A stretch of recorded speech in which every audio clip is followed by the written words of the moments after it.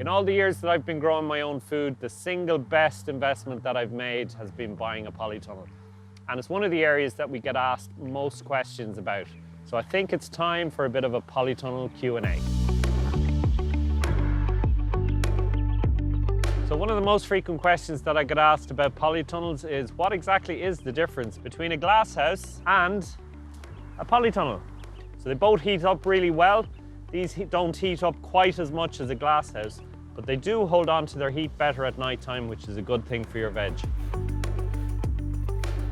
But the biggest difference of all is the cost. It's going to be about 1/3 of the price of an equivalent size glass house. Next question is, how do you set up a polytunnel? The first thing is you want to be near to a water source. Watering is really important inside in a polytunnel.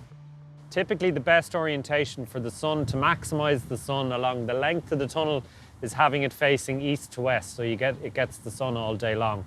What could kind of trump that slightly is the wind, so you need to think about the direction of the prevailing wind wherever you're putting your tunnel.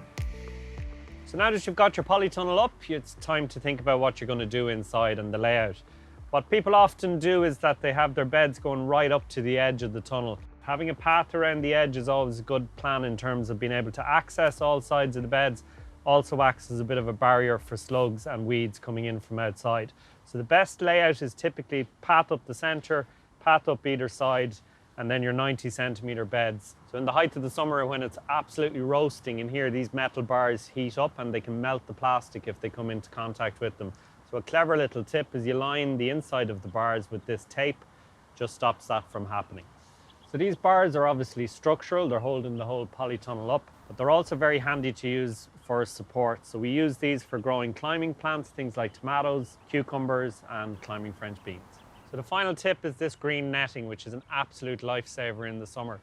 So it's going to let the air flow through the tunnel, but it's going to keep all the little pesties where they belong, outside. Very frequent question, what's involved in maintaining a polytunnel?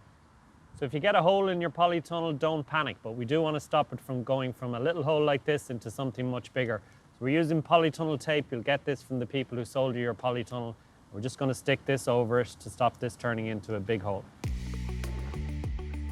So over time with your tunnel, you're going to get a build-up of this algae, and what it'll do eventually is it's going to stop the light getting into your veg, and it will deteriorate the plastic over time. Really simple solution, just use a soft cloth, and every winter or so, just give it a wipe down.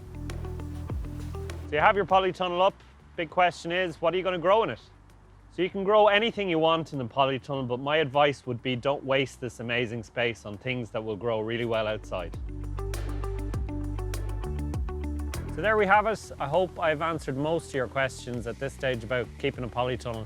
If you look after it and maintain it, a polytunnel is going to last you about 15 years. And the great news is it'll pay for itself within a single year in absolutely delicious veg.